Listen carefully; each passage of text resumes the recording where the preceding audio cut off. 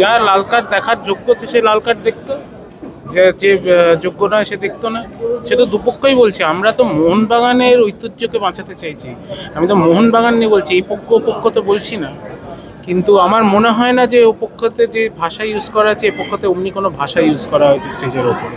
দেখুন, সমঝোতা হচ্ছে আমি বলবো না, বা হতে পারেও আমি বলবো না, কিন্তু আমি যেটা আগেও বলেছি আজকেও বলেছি, যে ধরনের কথাবার্তা বা যে ধরনের ইস্যু তৈরি হচ্ছে সেখানে আলটিমেটলি সম্মানটা তো আগে। মোহনবাগান এই আবেগটা, মোহনবাগানের এই সম্মানটা আগে, সেইটাকে রক্ষা করার জন্যেই আমি বলেছি যে দুজনে বসে যদি এটা মিটিয়ে নেওয়া যায় তাহলে এই নোংরামোর জায়গাটা যাতে না পৌঁছায়।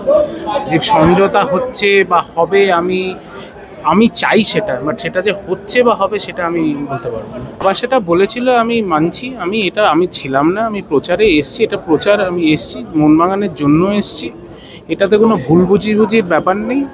তো ঠিক আছে, এটা তো প্রচারটা তো আমরা হেলদি চাইছি। আমি যেটা আগেও বলেছি যে এই প্রচারটা মানে আজকে যদি আমরা সুস্থভাবে সবাই থাকি তাহলে এত প্রচার, এত নোংরামোর তো দরকার হতো না।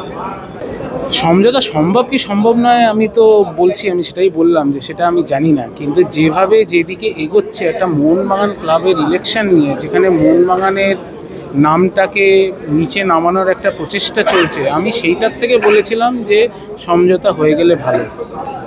এবার হবে কি হবে না সেটা তো ভগবান বলতে পারবে। আরো 5 দিন গেছে, অনেক মিটিং হয়েছে, অনেক প্রভাবশালী মহল থেকেও অনুরোধ এসছে কিছু। দেখুন, আমি একটা কথা বলি, আমি সেই ইন্টারভিউতে একটা কথা বলেছি যে প্রভাবশালী হোক আর যাই হোক, কিন্তু আলটিমেটলি যদি সমঝোতা হতে হয় এদের দুজনকে আগে মনের মিল হতে হবে, না তো এরা মিলেও নিজেদের মধ্যে লাথালাথি করবে।